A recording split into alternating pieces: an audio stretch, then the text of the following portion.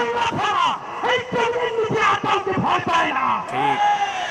অনেকে আমাদেরকে বলে ভাই নির্বাচনের পরে কেমনি থাকবেন। আপনাদেরকে একটা কথা বলি, যাদেরকে আপনারা বড় মাস্তান মনে করেন, এই মাস্তানেরা যদি মাস্তানি হইতো, এই মাস্তানেরা মাস্তানি করে হাসিনের পতন করতে পারত। এরা মাস্তান না, এরা শিক্ষিত, এরা চাঁদাবাজ, এরা ছোট ডাকাত, এরা মাফিয়া, এরা ব্যাংক লুটেরা। বড় অর্থে সার্বভৌমত্ব টিকিয়ে রাখার মাস্তানি করার কোন সাহস এবং শক্তি তাদের নাই।